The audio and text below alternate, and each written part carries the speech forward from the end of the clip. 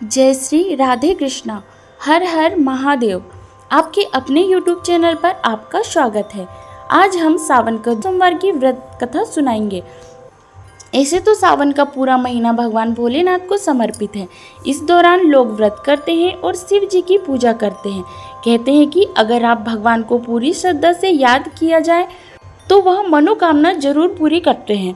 अगर आप भगवान शिव की विधिवत पूजा या व्रत कथा करते हैं तो आपकी भी मनोकामनाएं पूरी हो जाएगी। इसी के चलते हम आपके लिए सोमवार की व्रत कथा लेकर आए हैं। तो चलिए पढ़ते हैं।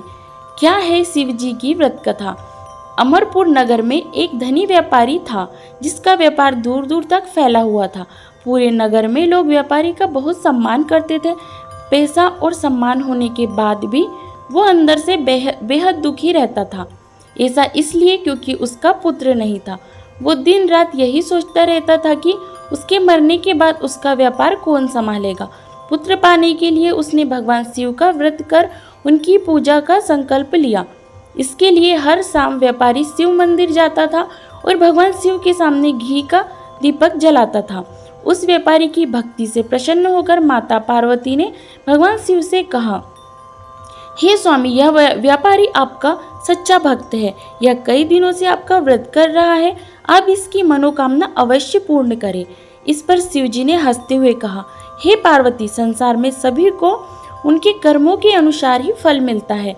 जैसा कर्म किया जाता है वैसा ही फल प्राप्त होता है। भगवान शिव के कहने के बाद भी पार्वती जी नहीं मानी।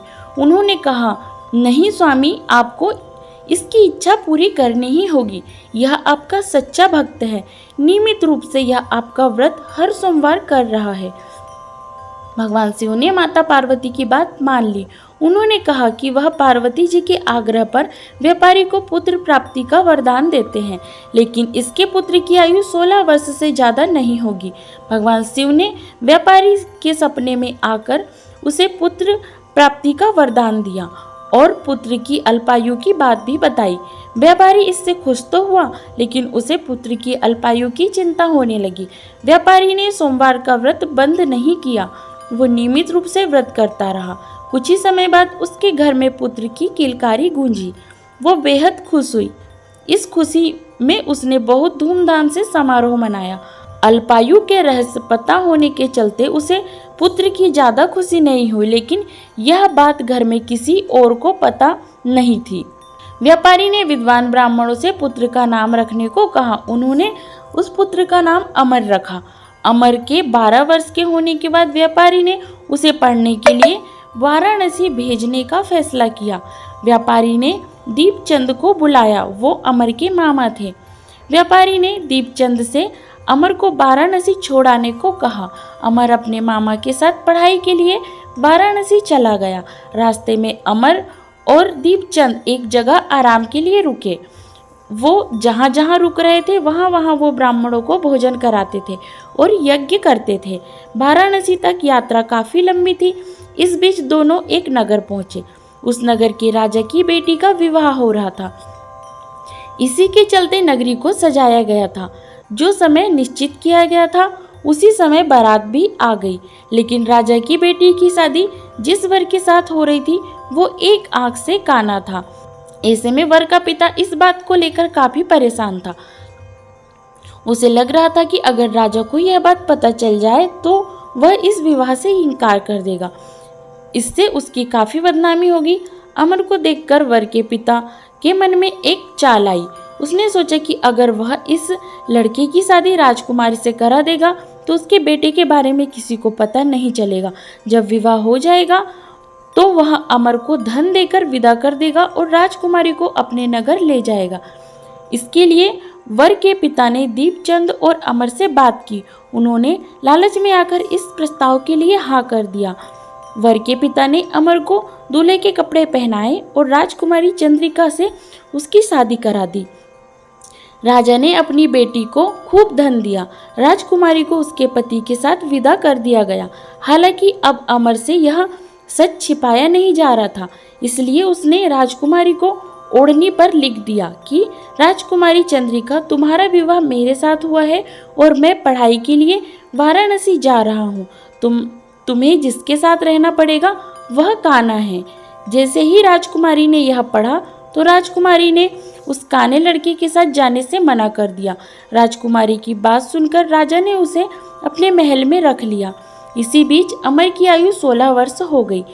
इसके लिए उसने एक यज्ञ किया। जैसे ही यज्ञ खत्म हुआ उसने ब्राह्मणों को अन्न और वस्त्र दिए, साथ ही भोजन भी कराया।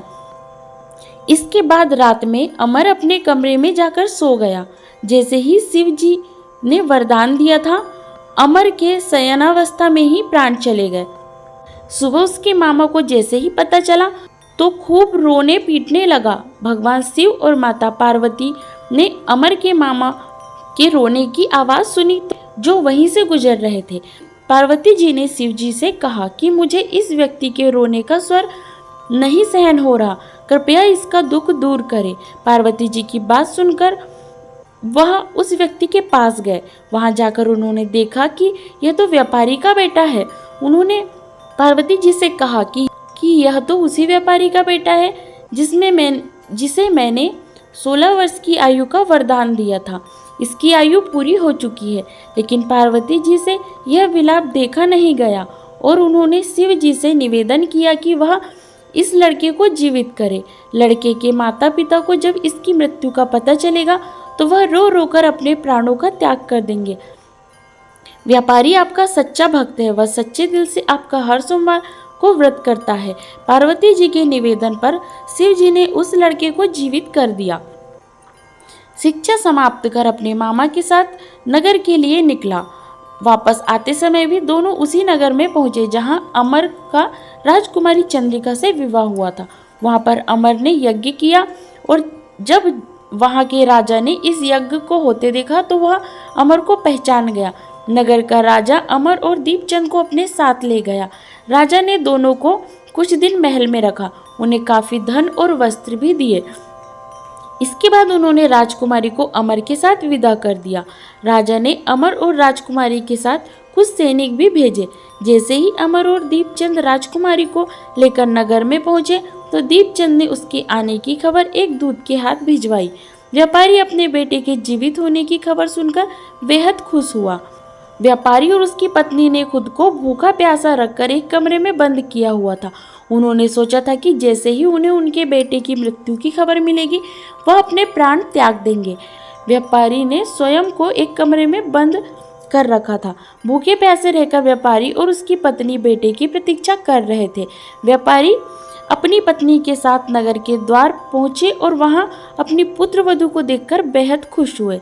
उस रात शिव जी ने व्यापारी के सपने में आकर कहा कि वह उसके व्रत करने और व्रत कथा सुनने से बेहद खुश है।